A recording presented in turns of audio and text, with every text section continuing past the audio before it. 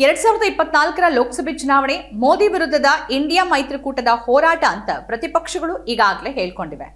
BJP ನೇತೃತ್ವದ NDA ವಿರುದ್ಧ ಪ್ರತಿಪಕ್ಷಗಳ ನೇತೃತ್ವದ ಇಂಡಿಯಾ ಈ ಸಲದ ಲೋಕಸಭೆ ಅಖಾಡಕ್ಕೆ ಅಣಿಯಾಗ್ತಾ ಇದೆ. ನರೇಂದ್ರ ಮೋದಿ ವಿರುದ್ಧದ ಪ್ರತಿಪಕ್ಷಗಳ ಒಗ್ಗಟ್ಟು ಯಾವ ತರದ ಪರಿಣಾಮವನ್ನ ಬೀರಬಹುದು? ಇದನ್ನು ಮೀರಿ ನರೇಂದ್ರ ಮೋದಿ ಚಮತ್ಕಾರ ಈ ಬಾರಿಯೂ ನಡೆಯುತ್ತಾ? ಇವೆಲ್ಲವೂ ಕೂಡ ಕುತೂಹಲಕ್ಕೆ ಕಾರಣ ಆಗಿದೆ. ಇವೆಲ್ಲವನ್ನ ವಿವರವಾಗಿ ನೋಡೋಣ. ನಮಸ್ಕಾರ, ಇದು ಲೋಕಸಮರಕ್ಕೆ ಮುನ್ನುಡಿ ವಿಶೇಷ ಸರಣಿ ಕಾರ್ಯಕ್ರಮ.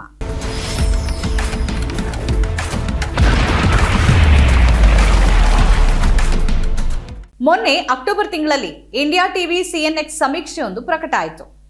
ಈಗಲೇ ಚುನಾವಣೆ ನಡೆದರೆ ಒಟ್ಟು 543 ಲೋಕಸಭಾ ಸ್ಥಾನಗಳಲ್ಲಿ ನರೇಂದ್ರ ಮೋದಿ ನೇತೃತ್ವದ ಎನ್ಡಿಎ 315 ಲೋಕಸಭಾ ಸ್ಥಾನಗಳೊಂದಿಗೆ ಸ್ಪಷ್ಟ ಬಹುಮತ ಪಡೆಯಬಹುದು ಅಂತ ಅದು ಹೇಳಿತ್ತು. ಕಾಂಗ್ರೆಸ್ ನೇತೃತ್ವದ ವಿರೋಧ ಪಕ್ಷಗಳ ಮೈತ್ರಿಕೂಟ ಇಂಡಿಯಾ 172 ಲೋಕಸಭಾ ಸ್ಥಾನಗಳನ್ನು ಪಡೆಯಬಹುದು. ಪ್ರಾದೇಶಿಕ ಪಕ್ಷಗಳು ಮತ್ತು ಪಕ್ಷೇತರರು ಸೇರಿದಂತೆ ಇತರರು 56 ಸ್ಥಾನಗಳನ್ನು ಪಡೆದುಕೊಳ್ಳಬಹುದು ಅಂತ ಅದು ಅಂದಾಜನ್ನ ಮಾಡಿತ್ತು. ಕುತೂಹಲಕ್ಕಾಗಿ ಅದರ ಕೆಲವು ಅಂಶಗಳನ್ನು ನಾವು ಗಮನಿಸೋದಾದ್ರೆ, ಬಿಜೆಪಿ ಗುಜರಾತ್ನಿಂದ ಎಲ್ಲಾ 26 ಲೋಕಸಭಾ ಸ್ಥಾನಗಳನ್ನು ಗೆಲ್ಲಬಹುದು. ಕರ್ನಾಟಕದಲ್ಲಿ ಎನ್ಡಿಎ 28 ಲೋಕಸಭಾ ಸ್ಥಾನಗಳಲ್ಲಿ 18 ಸ್ಥಾನಗಳನ್ನು ಗೆಲ್ಲಬಹುದು ಮತ್ತು 10 ಸ್ಥಾನಗಳು ಇಂಡಿಯಾ ಮೈತ್ರಿಕೂಟದ ಪಾಲಾಗಬಹುದು. ಲೋಕಸಭೆಯಲ್ಲಿ ಆಡಳಿತಾರೂಢ ಬಿಜೆಪಿ ಬಲ ಈ ಬಾರಿ 303ರಿಂದ 293ಕ್ಕೆ ಕಡಿಮೆ ಆಗಬಹುದು. 52 ಸ್ಥಾನಗಳನ್ನು ಹೊಂದಿರುವ ಪ್ರಮುಖ ವಿರೋಧ ಪಕ್ಷ ಕಾಂಗ್ರೆಸ್ ಈ ಬಾರಿ ತನ್ನ ಸಂಖ್ಯೆಯನ್ನ 70ಕ್ಕೆ ಹೆಚ್ಚಿಸಿಕೊಳ್ಳಬಹುದು. ಮಮತಾ ಬ್ಯಾನರ್ಜಿಯವರ ಟಿಎಂಸಿ ಈ ಬಾರಿ 30 ಲೋಕಸಭಾ ಸ್ಥಾನಗಳೊಂದಿಗೆ ಮೂರನೇ ಅತಿದೊಡ್ಡ ಪಕ್ಷವಾಗಿ ಹೊರಹೊಮ್ಮಬಹುದು. ಅಂದ್ರೆ ಕಳೆದ ಬಾರಿ 22 ಸ್ಥಾನಗಳನ್ನು ಗೆದ್ದಿದ್ದ ಅದು ಇನ್ನೂ 8 ಸ್ಥಾನಗಳನ್ನು ಹೆಚ್ಚುವರಿಯಾಗಿ ಗೆಲ್ಲಬಹುದು. ತಮಿಳುನಾಡಿನ ಆಡಳಿತಾರೂಢ ಡಿಎಂಕೆ 21 ಸ್ಥಾನಗಳೊಂದಿಗೆ 4ನೇ ದೊಡ್ಡ ಪಕ್ಷವಾಗಿ ಹೊರಹೊಮ್ಮಬಹುದು. ಮತ್ತದು ಕಳೆದ ಬಾರಿ ಅದು ಗೆದ್ದದಕ್ಕಿಂತ 3 ಸ್ಥಾನ ಕಡಿಮೆ. ಉದ್ಧವ್ ಠಾಕ್ರೆ ಅವರ ಶಿವಸೇನೆ ಅಂದ್ರೆ ಯುಬಿಟಿ ಪ್ರಸ್ತುತ ಇರುವ 6 ಸ್ಥಾನಗಳಿಂದ 8ಕ್ಕೆ ಸ್ಥಾನವನ್ನ ಹೆಚ್ಚು ಮಾಡಿಕೊಳ್ಬಹುದು. ದೆಹಲಿ ಮುಖ್ಯಮಂತ್ರಿ ಅರವಿಂದ್ ಕೇಜ್ರಿವಾಲ್ ಅವರ ಆಮ್ ಆದ್ಮಿ ಪಕ್ಷ ಅಂದ್ರೆ ಎಎಪಿ ಈಗಿನ 1 ಸ್ಥಾನದಿಂದ 6 ಲೋಕಸಭಾ ಸ್ಥಾನಗಳಿಗೆ ಅದರ ಸಂಖ್ಯೆಯನ್ನ ಹೆಚ್ಚಿಸಿಕೊಳ್ಳಬಹುದು. ಒಡಿಶಾ ಮುಖ್ಯಮಂತ್ರಿ ನವೀನ್ ಪಟ್ನಾಯಕ್ ಅವರ ಬಿಜು ಜನತಾ ದಳ ಬಿಜೆಡಿ ತನ್ನ ಸಂಖ್ಯೆಯನ್ನ 12ರಿಂದ 13ಕ್ಕೆ ಹೆಚ್ಚು ಮಾಡಿಕೊಳ್ಳಬಹುದು. ಮಹಾರಾಷ್ಟ್ರ ಮುಖ್ಯಮಂತ್ರಿ ಏಕನಾಥ್ ಶಿಂದೆ ಅವರ ಶಿವಸೇನೆ ಅಂದ್ರೆ ಶಿಂದೇವಣ ಅದರ ಬಲ 12ರಿಂದ 4ಕ್ಕೆ ಇಳಿಬಹುದು. ಈಗ ಅಂದ್ರೆ ಕಳೆದ ಅಕ್ಟೋಬರ್ನಲ್ಲಿ ಚುನಾವಣೆ ನಡೆದ್ರೆ ಅನ್ನೋದನ್ನ ಹೇಳ್ತಾನೆ ಸಮೀಕ್ಷೆ ಮಾಡಿದ್ದ ಅಂದಾಜಿನ ಪ್ರಕಾರ ಪ್ರಧಾನಿ ಮೋದಿ ಅವರಿಗೆ ದೊಡ್ಡ ಗೆಲುವು ಉತ್ತರ ಪ್ರದೇಶದಿಂದಲೇ ಸಿಗಲಿದೆ. ಎನ್ಡಿಎ 80 ಲೋಕಸಭಾ ಕ್ಷೇತ್ರದಲ್ಲಿ 73 ಸ್ಥಾನಗಳನ್ನು ಗೆಲ್ಲಬಹುದು ಮತ್ತು 73ರಲ್ಲಿ ಬಿಜೆಪಿಯೇ 71 ಸ್ಥಾನಗಳನ್ನು ಗೆಲ್ಲಬಹುದು. ಅದರ ಮಿತ್ರ ಪಕ್ಷ ಅಪ್ನಾ ದಳ 2 ಸ್ಥಾನಗಳನ್ನು ಗಳಿಸಬಹುದು. ಯುಪಿಯಲ್ಲಿ ಉಳಿದ 7 ಸ್ಥಾನಗಳು ಮೈತ್ರಿ ಪಕ್ಷ ಮೈತ್ರಿಕೂಟ ಇಂಡಿಯಾ ಪಾಲಾಗಬಹುದು ಅಂತ ಸಮೀಕ್ಷೆ ಹೇಳಿತ್ತು. ಮತ್ತೊಂದು ಕಡೆ ಯುಡಿಎಫ್ ಮತ್ತು ಎಲ್ಡಿಎಫ್ ಅನ್ನ ಒಳಗೊಂಡಿರುವ ಇಂಡಿಯಾ ಮೈತ್ರಿಕೂಟ ಕೇರಳದ ಎಲ್ಲ 20 ಲೋಕಸಭಾ ಸ್ಥಾನಗಳನ್ನು ಗೆದ್ದುಕೊಳ್ಳಬಹುದು. ಪಶ್ಚಿಮ ಬಂಗಾಳದಲ್ಲಿ ಟಿಎಂಸಿ ನೇತೃತ್ವದ ಇಂಡಿಯಾ ಮೈತ್ರಿ ಒಟ್ಟು 42 ಸ್ಥಾನಗಳಲ್ಲಿ 32 ಸ್ಥಾನಗಳನ್ನು ಗೆಲ್ಲಬಹುದು. ಉಳಿದ 10 ಸ್ಥಾನಗಳು ಎನ್ಡಿಎ ಪಾಲಾಗಬಹುದು.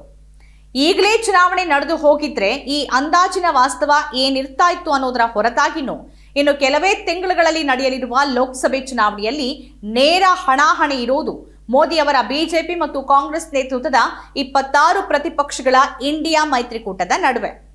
ಪ್ರತಿಪಕ್ಷಗಳು ಒಗ್ಗಟ್ಟಾಗ್ತಾ ಇರೋದೇ ಮೋದಿ ಅವರನ್ನ ಸೋಲಿಸೋ ಉದ್ದೇಶದಿಂದ.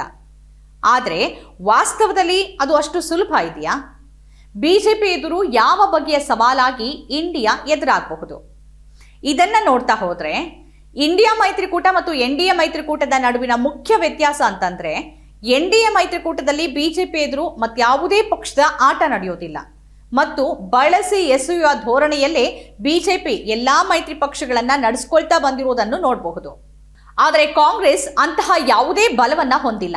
ಮತ್ತದು ಟಿಎಂಸಿ ಆಮ್ ಆದ್ಮಿ ಪಕ್ಷದಂತಹ ಪಕ್ಷಗಳ ನಾಯಕರನ್ನ ಅಥವಾ ನಿತೀಶ್ ಕುಮಾರ್ ಮಮತಾ ಅವರಂತ ನಾಯಕರನ್ನ ಸಂಭಾಳಿಸಿಕೊಂಡೇ ನಡಿಬೇಕಾದ ಅನಿವಾರ್ಯತೆಯಲ್ಲಿದೆ.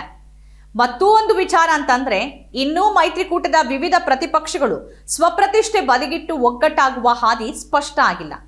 ಇದೆಲ್ಲದರ ಬಳಿಕ ಸೀಟು ಹಂಚಿಕೆ ವಿಚಾರದಲ್ಲಿ ಒಮ್ಮತ ಮೂಡಬೇಕಿದೆ. ಇಂಥ ಹೊತ್ತಿನಲ್ಲಿ ಬಿಜೆಪಿ ಮಾತ್ರ ನರೇಂದ್ರ ಮೋದಿ ಮುಖವನ್ನ ಮುಂದಿಟ್ಟುಕೊಂಡು ಅದರ ಯಶಸ್ಸಿನ ಉದಾಹರಣೆಗಳೊಂದಿಗೆ ನಿಂತಿದೆ. ಮೊನ್ನೆಯ ವಿಧಾನಸಭೆ ಚುನಾವಣೆಯಲ್ಲಿ ಮೋದಿ ನಾಯಕತ್ವದಲ್ಲೇ 3 ರಾಜ್ಯಗಳಲ್ಲಿ ಅಧಿಕಾರ ಹಿಡಿದಿದೆ. ಅವುಗಳಲ್ಲಿ 2 ಅದು ಕಸಿದುಕೊಂಡಿರುವುದು ಕಾಂಗ್ರೆಸ್ ಕೈನಿಂದ ಅನ್ನೋದು ಗಮನಾರ್ಹ ಅಂಶ. CSDS ಚುನಾವಣೋತ್ತರ ಸಮೀಕ್ಷೆ ಪ್ರಕಾರ 2019ರಲ್ಲಿ ಎನ್ಡಿಎ ಪಡೆದ 27.5 ಕೋಟಿ ಮತಗಳಲ್ಲಿ 8.5 ಕೋಟಿ ಮತಗಳು ನರೇಂದ್ರ ಮೋದಿಯವರ ಕಾರಣಕ್ಕಾಗಿಯೇ ಬಂದಿದೆ. 2019ರಲ್ಲಿ ಯುಪಿಎ ವಿರುದ್ಧ ಎನ್ಡಿಎ ಮುನ್ನಡೆ 11 ಕೋಟಿ ಮತಗಳಾಗಿದ್ದು, ಅದಕ್ಕೆ ನರೇಂದ್ರ ಮೋದಿ ಅಂಶವೇ ಸುಮಾರು 80% ಕೊಡುಗೆ ಕೊಟ್ಟಿದೆ ಅಂತ ಅದು ಹೇಳುತ್ತೆ. ನರೇಂದ್ರ ಮೋದಿ ಜನಪ್ರಿಯತೆ ಈಗಲೂ ಕೂಡ ಮಂಕಾಗಿಲ್ಲ. ಮೊನ್ನೆ ನಡೆದ ಮಧ್ಯಪ್ರದೇಶ ವಿಧಾನಸಭೆ ಚುನಾವಣೆಯಲ್ಲಿ ಎಸ್ಪಿಗೆ ಕಾಂಗ್ರೆಸ್ ಸೀಟನ್ನು ಬಿಟ್ಟುಕೊಡ್ಲಿಲ್ಲ. ಕಡೆಗೆ ಸುಮಾರು 5 ಸ್ಥಾನಗಳಲ್ಲಿ ಕಾಂಗ್ರೆಸ್ಗೆ ಬರಬಹುದಾದ ಮತಗಳು ಎಸ್ಪಿ ಪಾಲಾದವು. ಇತ್ತ ಕಾಂಗ್ರೆಸ್ ಕೂಡ ಗೆಲ್ಲೋಕ್ಕಾಗಲಿಲ್ಲ. ಎಸ್ಪಿಯದ್ದಂತೂ ಶೂನ್ಯ ಸಾಧನೆ. ಮೈತ್ರಿಕೂಟದ ಪಕ್ಷದ ಮತಗಳು ಹೀಗೆ ಸರಿಯಾದ ರೀತಿಯಲ್ಲಿ ವರ್ಗಾವಣೆ ಆಗದೇ ಇದ್ರೆ ಅದರ ಅಪಾಯವನ್ನು ಎದುರಿಸಬೇಕಾಗತ್ತೆ. ಹಾಗಾಗಿ ಸೀಟು ಹಂಚಿಕೆ ಹೊತ್ತಿನಲ್ಲಿ ನಿರ್ಧಾರಗಳು ಮುಂದಿನ ಚುನಾವಣೆಯಲ್ಲಿ ಬಹುಮುಖ್ಯ ಆಗಲಿದೆ.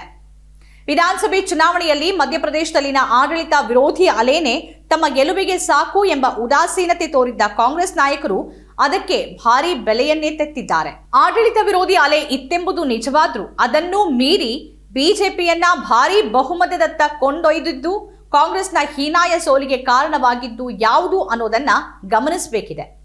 ತನ್ನ ಕೈಯಲ್ಲೇ ಇದ್ದ 2 ರಾಜ್ಯಗಳನ್ನ ಕಾಂಗ್ರೆಸ್ ಉಳಿಸಿಕೊಳ್ಳೋಕೆ ಆಗದೆ ಹೋಗಿದ್ದು ಯಾಕೆ?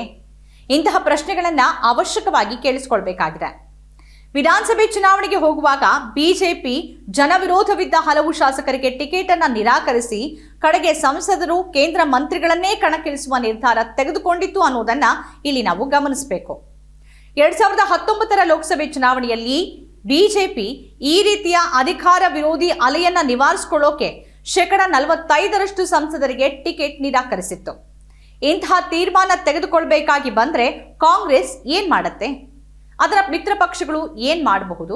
ಇಂಡಿಯಾ ಮೈತ್ರಿಕೂಟದ ಎದುರು ಇರುವ ಅತಿ ದೊಡ್ಡ ಸವಾಲು ಸೀಟು ಹಂಚಿಕೆಯದ್ದು. ಇಡೀ ಮೈತ್ರಿಕೂಟದ ಯಶಸ್ಸು ಅಥವಾ ಸೋಲು ಅದನ್ನೇ ಅವಲಂಬಿಸಿದೆ. ಪಶ್ಚಿಮ ಬಂಗಾಳದಲ್ಲಿ ತೃಣಮೂಲ ಎಡಪಕ್ಷ ಕಾಂಗ್ರೆಸ್ ನಡುವೆ, ಕೇರಳದಲ್ಲಿ ಕಾಂಗ್ರೆಸ್ ಎಡಪಕ್ಷಗಳ ನಡುವೆ, ಉತ್ತರ ಪ್ರದೇಶದಲ್ಲಿ ಎಸ್ಪಿ ಕಾಂಗ್ರೆಸ್ ನಡುವೆ, ಪಂಜಾಬ್ ಹಾಗೂ ದಿಲ್ಲಿಯಲ್ಲಿ ಕಾಂಗ್ರೆಸ್ ಮತ್ತು ಆಮ್ ಆದ್ಮಿ ಪಕ್ಷಗಳ ನಡುವೆ ಸೀಟು ಹೊಂದಾಣಿಕೆ ಆಗೋದು ಅಷ್ಟು ಸುಲಭ ಇಲ್ಲ. ಒಟ್ಟಾರೆಯಾಗಿ ಹೇಳೋದಾದ್ರೆ ಲೋಕಸಭೆ ಚುನಾವಣೆಯಲ್ಲಿ ಎನ್ಡಿಎ ಮತ್ತು ಇಂಡಿಯಾ ಮೈತ್ರಿಕೂಟದ ನಡುವೆ ಪ್ರಬಲ ಪೈಪೋಟಿ ಏರ್ಪಡತ್ತಾ ಇಲ್ಲವಾ ಅನ್ನೋದೇನಿದ್ರೂ ಕೂಡ ಇಂಡಿಯಾ ಮೈತ್ರಿಕೂಟದ ಮುಂದಿನ ತೀರ್ಮಾನಗಳನ್ನ ಅವಲಂಬಿಸಿದೆ. ತನ್ನ ಪರವಾಗಿ ವಾತಾವರಣವನ್ನು ಸೃಷ್ಟಿ ಮಾಡ್ಕೊಳ್ಳೋದಕ್ಕೆ ಇಂಡಿಯಾ ಮೈತ್ರಿಕೂಟ ಸಮರ್ಥ ಆಗಲಿದೆಯಾ ಅನ್ನೋದು ಮಾತ್ರನೇ ಮುಂದಿನ ಎಲ್ಲದಕ್ಕೂ ಉತ್ತರ ಹೇಳಲಿದೆ. ಇದು ಈಗಿನ ವಿಶೇಷ ಕಾರ್ಯಕ್ರಮ. ಈ ರೀತಿಯ ಬೇರೆ ಬೇರೆ ವಿಶೇಷ ಕಾರ್ಯಕ್ರಮಗಳನ್ನು ತಾವು ನೋಡಬೇಕಾದ್ರೆ ನಮ್ಮ ಚಾನೆಲ್ ಅನ್ನ ಸಬ್ಸ್ಕ್ರೈಬ್ ಮಾಡಿ. ನಮಸ್ಕಾರ.